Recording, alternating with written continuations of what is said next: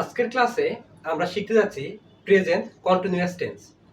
এখন present continuous tense বলতে কি বোঝায়? প্রেজেন্ট কন্টিনিউয়াস টেন্স বলতে বোঝায় কোনো কিছু কাজ চলমান, যেগুলো এখনো চলমান আছে। তো এখানে কিছু বাক্য দেখতে পাচ্ছেন, এগুলোকে আপনি বলতে পারেন ভোকাবুলারি অথবা ভার্ব বলতে পারেন। আর এখানে যে এম ইজ আর, এগুলো হচ্ছে সাহায্যকারী ভার্ব।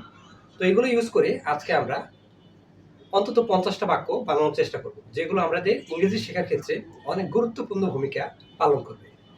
প্রথমটা হচ্ছে, যেমন আমি যদি বলি যে আমি পড়তেছি, সেক্ষেত্রে হবে আই অ্যাম রিডিং। আমি পড়তেছি। এখন যদি বলি যে আমি পড়তেছি না, আমার ভাই পড়তেছে, সেক্ষেত্রে কি হবে? My brother is. My brother is. সেক্ষেত্রে হি ইজ। হি হচ্ছে থার্ড পারসন সিঙ্গুলার। সেক্ষেত্রে হি ইজ রিডিং। সে পড়তেছে। এখন যদি বলি যে আমার বন্ধুরা পড়তেছে, মাই ফ্রেন্ডস আর রিডিং। অথবা দে, দের সাথে সবসময় আর হবে।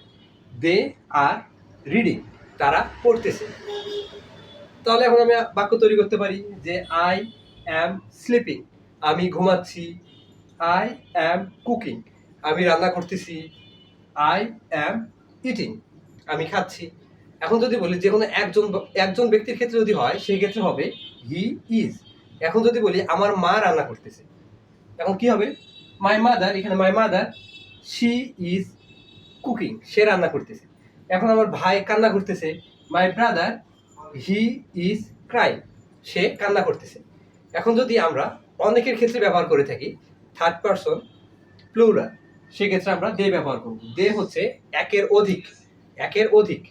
যেমন তাহলে কি হবে? দে আর ওয়ার্কিং। তারা কাজ করতেছে। দে আর গোয়িং টু মার্কেট। আপনারা পরবর্তীতে অবজেক্টের জায়গায় কি বসাতে পারবেন, এটা ডিপেন্ড করবে আপনার কি ধরনের বাক্য তৈরি করবেন। যেমন আমি যদি বলি দে আর প্লেইং ফুটবল। তারা ফুটবল খেলতেছে। দে আর স্লিপিং। তারা ঘুমাচ্ছে। এছাড়া আপনার অসংখ্য বাক্য তৈরি করতে পারেন, যেমন they are catching fish, they are playing football, they are playing cricket, they are making TikTok video, something like that.